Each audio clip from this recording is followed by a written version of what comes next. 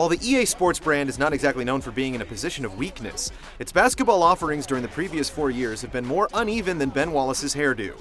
Yet the stiff competition has been a good thing. If nothing else, it provided the developers of NBA Live 10 with a clear target to shoot for, the NBA 2K series. The end result is the closest this series has come to retaking the elusive brass ring. Wade finds the room, and the bucket!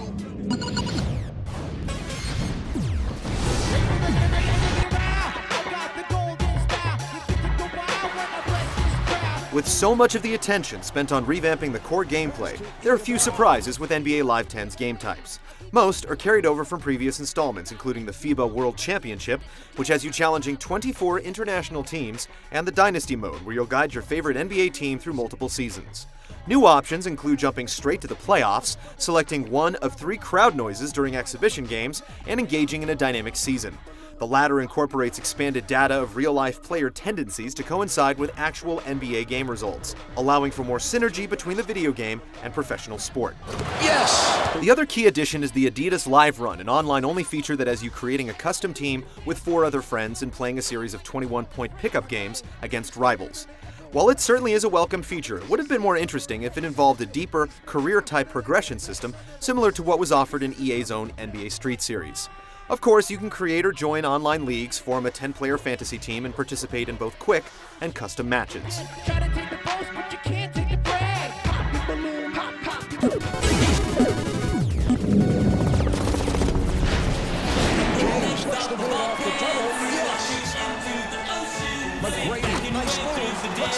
NBA Live earns high marks for significantly improving its gameplay from last year's title.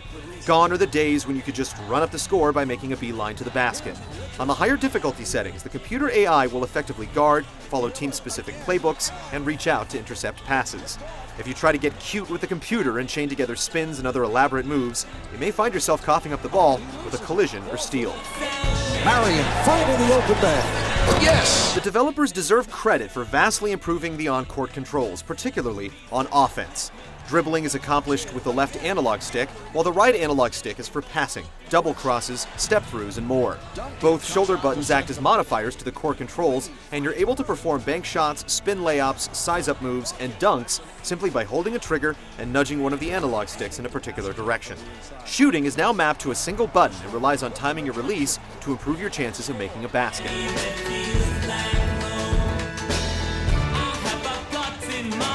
Another nice touch is that your athletes have momentum, so if you burst forward with a surge of turbo, you won't be able to suddenly stop and turn on a dime.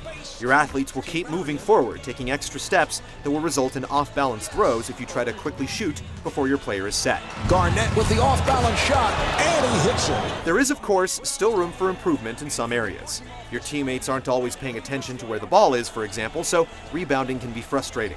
The computer can also be easily forced out of bounds near the sidelines. Yet you'll find that teams play like they do in real life, as do the stars. There are also 28 different sliders to help tweak the action to your liking on both sides of the ball. Delivery to Yao, and he hits it.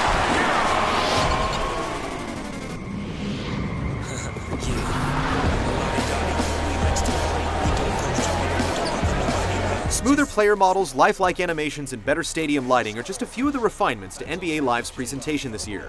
There's a pronounced emphasis on making players move as realistically as possible. From stumbles and off-balance shots to double crosses and jab steps, the on-court action is more believable than in any previous NBA Live game. The atmosphere is also enhanced by some truly energetic vocal crowds and constant sideline activity, with the excitement intensifying during rivalry and post-season games.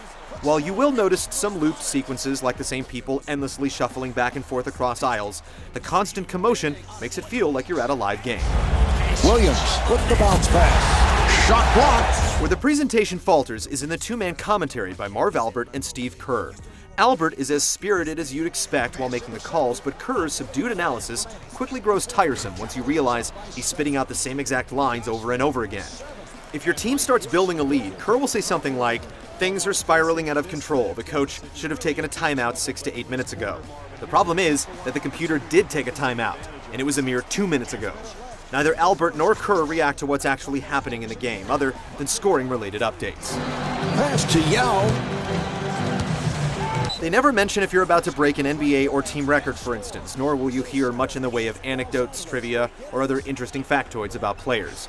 Everything sounds generic, but you can always turn the broadcasters off and listen to the otherwise excellent arena and crowd noise.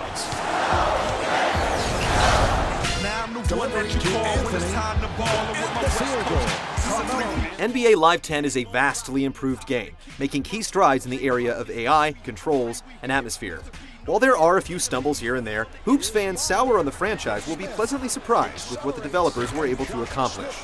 It may not be the complete NBA experience that the back of the box would lead you to believe, but it's definitely got game. Fisher with the nice look, with a gorgeous move.